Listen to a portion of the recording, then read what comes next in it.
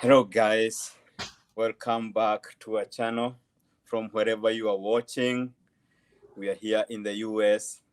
Welcome back to the Karanjas. And today we have a very special guest, somebody I have known for many years. And tulitoka naye huko Kenya. Sasa hii tuko hapa US. Tunang'ang'ana na life. So I would like him to introduce himself. He's a young gentleman. He's a doctor. He is a computer guru. I don't know even how to introduce him. Let him introduce himself. Welcome, Mr. Mak'Ouma. Hey, hello everyone. My name is Mak'Ouma. Like he said, born raised in Kenya, moved here slightly 4 years ago, set above 4 years ago. And so I started life, kind of afresh from what I used to do in Kenya. I was doing other stuff. Then I moved here. Started literally from, like I would say, point zero. Tried to get myself up to where I'm supposed to be or where I wanted to be. So yeah, so I would say that would be my introduction for now. But I will tell you in a minute what I'm doing currently. What are the good things that you can get from this interview or from what we are doing? So I'm not sure. Should I proceed or just Mr. Karaj, what do you think? Should I just proceed? Yeah, so can you tell us more about who is Mak'Ouma? Okay. Yeah.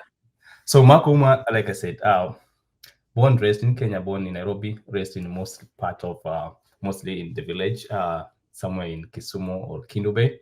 Yeah. And then later on in life, went to Mombasa, lived in Mombasa for 11 years. Got involved in a lot of stuff. Community services from teaching in a community school, working my way up, going to college, finishing college, come back, teaching in high school, teaching in college, and then again later on in life went to teach in the university. And I did a lot of things for the community, from organizing student leadership. Well, that was one of the largest student leadership during my time. It used to be called Mikusa, Mombasa Intercollegiate University Student Association, where I served as the president and the founder of that association.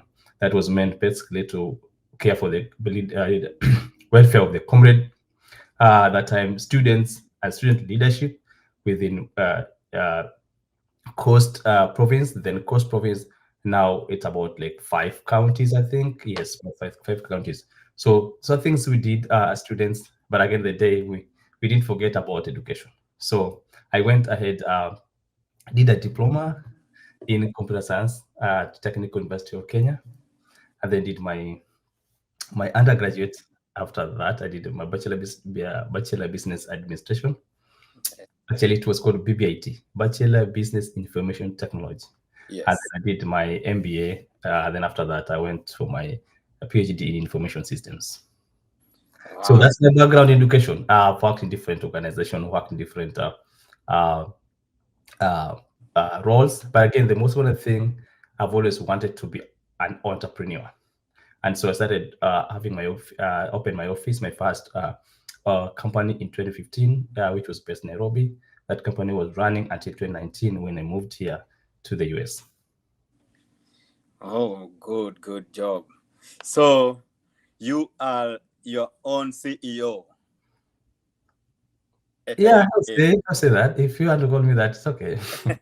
Yeah, at a young age. Yeah, your story is very inspiring, considering your age and what you have been doing to the community. So I would like you to take us back, like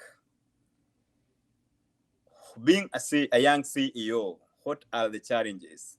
I know you have gone through a lot of stuff. One day you wanted to be an MP, is it? Yes, I did. So can you give us that part of why you wanted to join the politics and what you have done for the community, Yeah. So one, my background really shaped the things I was doing or how I view life. So I lost my parents when I was 12 years old, I lost both my parents. I became total orphan at 12 years old.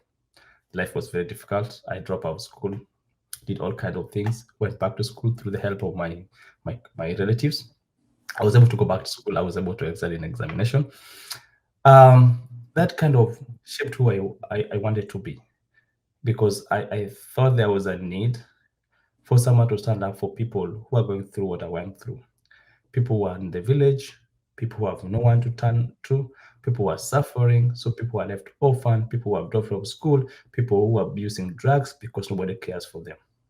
And so that stuck with me. And at one point, I said that, if there's a way I would help, uh, make legislation that will, empower and bring services back to these people and support these people, then I would rather do that. So yes, I got myself in politics, lakini waliiba kura yangu, wanajua wenye waliiba.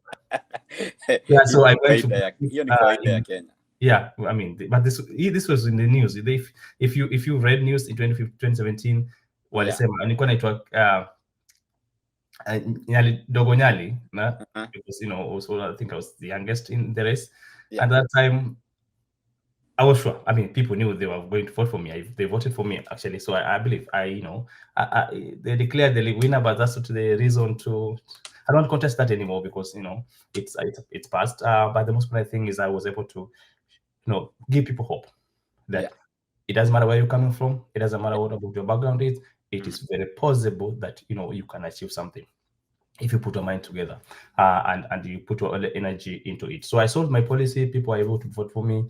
I lost election at that time, and I mean, I was able to look back and say, if one day people ask me, Mak'Ouma, what did you do at that time? There were things you not right. What did you do? I would tell them, yes, I did my part, present myself, ask for votes, but unfortunately, I wasn't elected. That was a problem. I went back to what I used to do. So after election, I used to be a lecturer.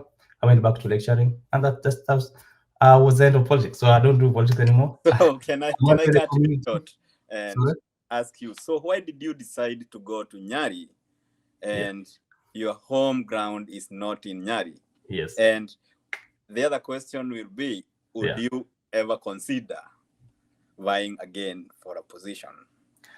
So in Nyali, because you see, at one point I disconnected to life in the village, because after I think at the age of, when I was in class 8, I went to Form 1 or Form 2 in the village. Then after that I went to Kisumu.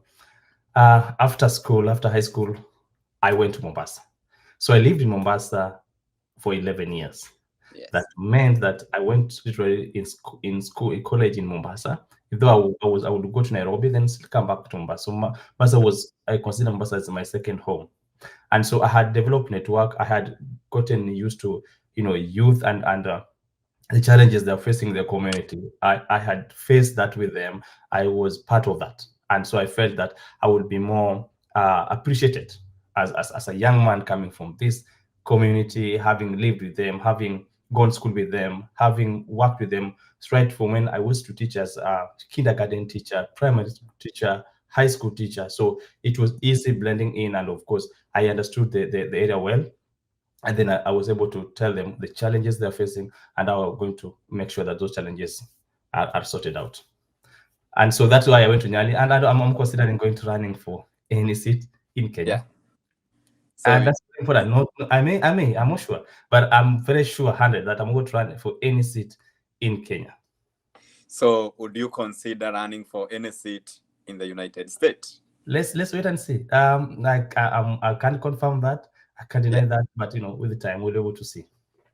Yeah, because I think with your leadership skills, you are a good leader, and that's what the community needs. Somebody who is there for them, not somebody who is there for their own benefit. And your journey have come way long, and you have involved yourself in building the community all along. So I don't see why you should not consider it in future. We never know.